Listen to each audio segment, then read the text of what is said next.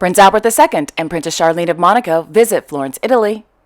Queen Margrethe II of Denmark makes her first public appearance since having back surgery. King Felipe VI of Spain presides over a security meeting in Madrid. Members of the Belgian royal family visit French Guyana.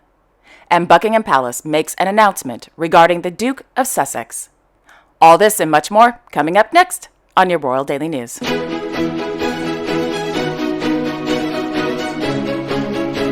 Well, good evening, everyone, and welcome to my channel. My name is Alexandra, and this is your Royal Daily News for April 12th, 2023. In London, after 7 long, agonizing months of professional journalists, gossip columnists, and armchair royal historians arguing like 10-year-olds on social media as to whether or not the Duke and Duchess of Sussex will attend the historic coronation of Their Majesties King Charles III and Queen Camilla of the United Kingdom, the universe finally has their answer.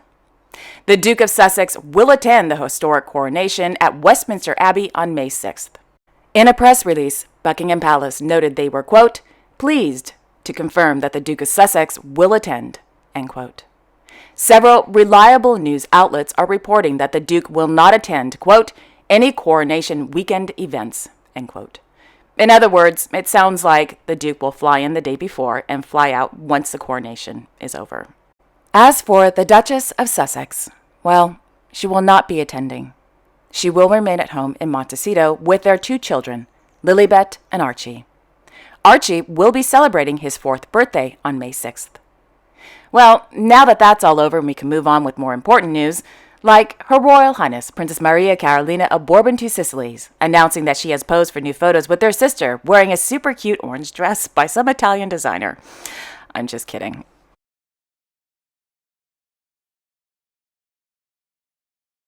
In Amsterdam, His Majesty King Willem-Alexander of the Netherlands, accompanied by the President of the French Republic, Emmanuel Macron, visited the Quantum Gases and Quantum Information Lab at the University of Amsterdam.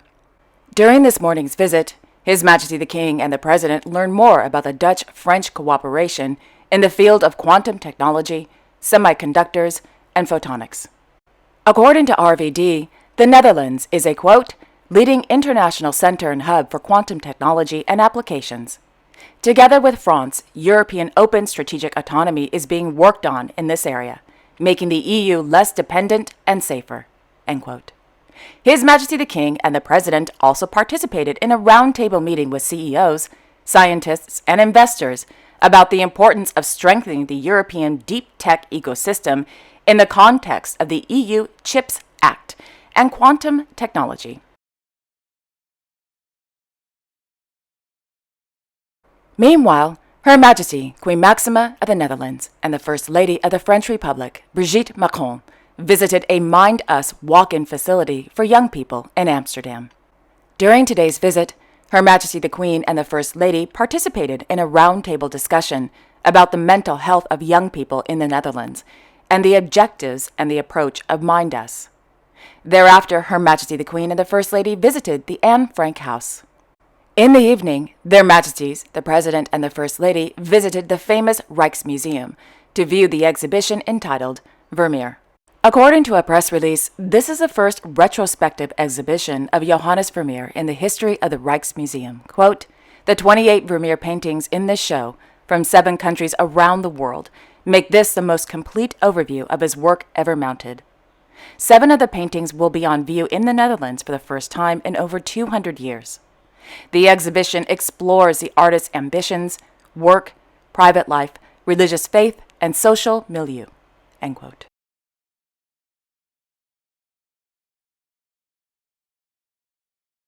Yesterday morning, outside of Brussels, His Majesty King Philippe of the Belgians and His Royal Highness Prince Gabriel of Belgium arrived at the Melsbroek Air Base to begin their 4-day official visit to French Guyana.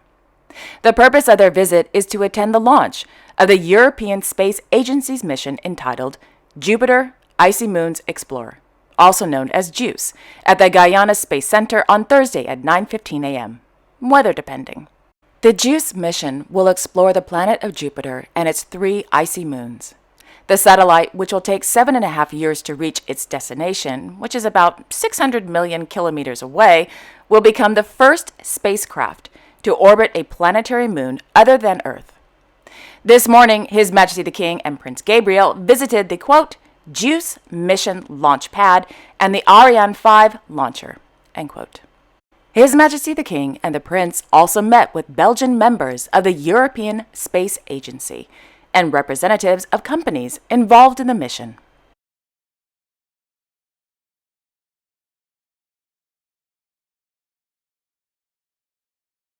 On Tuesday, in Tokyo, Her Majesty Queen Rania of Jordan visited the National Museum of Modern Art to view the exhibition entitled Secrets of National Important Cultural Properties, an exhibition celebrating the 70th anniversary of the National Museum of Modern Art, Tokyo.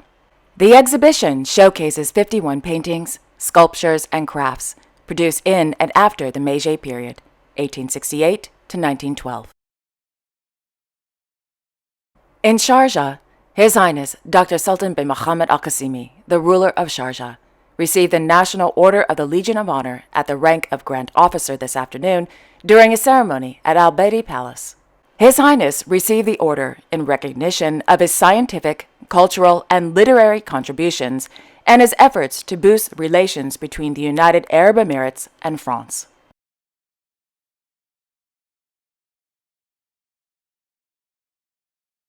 In Madrid, His Majesty King Felipe VI of Spain chaired a meeting with members of the Consejo de Seguridad Nacional at the request of the Spanish government, held at Palacio de la Zarzuela.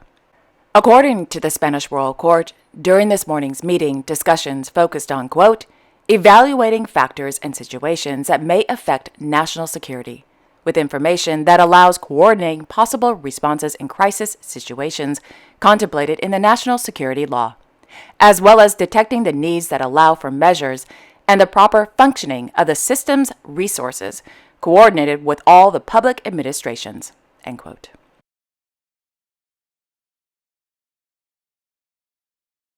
In Germany, Their Serene Highnesses Prince Casimir and Princess Alana of Sayn-Wittgenstein-Sayn welcomed their second child, a healthy baby boy, on Friday, April 7th, 2023.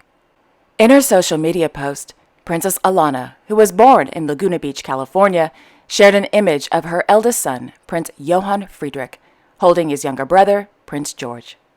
At this time, the princess and Prince George are doing well, healthy, and happy. Congratulations to Princess Alana and Prince Casimir.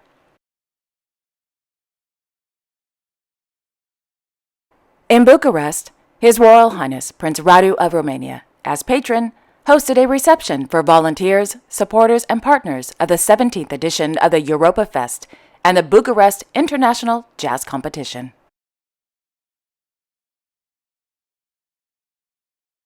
Meanwhile, Her Majesty Margrethe, the custodian of the Crown of Romania, as president, participated in a meeting with members of the National Society of the Red Cross in Bucharest.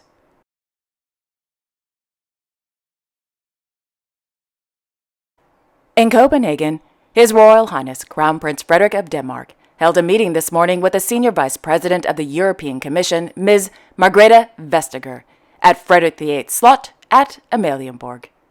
During the meeting, Ms. Vestager informed the Crown Prince about the Commission's work with the digital transition in Europe.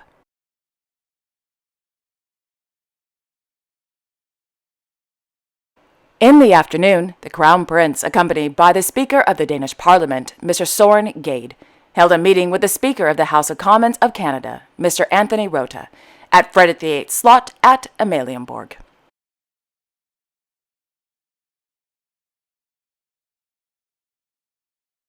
In Fredensborg, Her Majesty Queen Margrethe II of Denmark received the traditional torchlight procession at Fredensborg Slot this evening.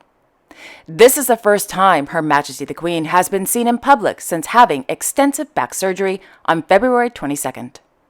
Established in 1988, the torchlight procession, organized by the municipality of Fredensborg, the Fredensborg Trade and Crafts Association, and the Danish Scouts, is held on the occasion of Her Majesty the Queen's official move to Fredensborg Slot. The procession was led by the Danish Home Guards Tambar Corps, with the citizens of Fredensborg following, and they arrived at Fredensborg Slot at 9 p.m.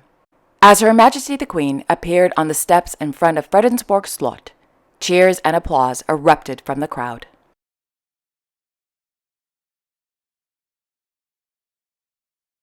Meanwhile, Their Serene Highnesses Prince Albert II and Princess Charlene of Monaco visited Florence, Italy, to celebrate the 160th anniversary of the Consulate of the Principality of Monaco in the Tuscan city. The consulate is one of the oldest in Italy. During today's visit, the sovereign couple met with Andrea Botticelli, a dear friend of the couple who sang during their religious wedding ceremony on July 2nd, 2011. This evening, there will be a gala dinner hosted by the Consulate of Monaco and the Andrea Botticelli Foundation for the benefit of the Prince Albert II of Monaco Foundation, Italian chapter, held at the Salone dei Cinquecento at Palazzo Vecchio.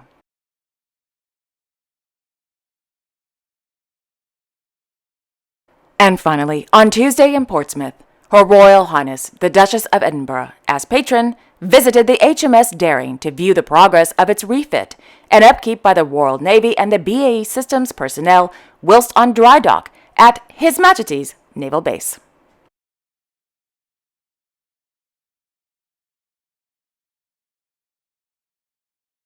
And there you have it. Thank you all so much for watching. I really appreciate it. I will be back tomorrow on Thursday, April 13th, with all the latest royal news. Until then, I wish you all a wonderful evening and a great day tomorrow.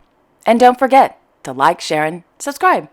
Okay, take care, everyone. I will see you all tomorrow. Bye-bye.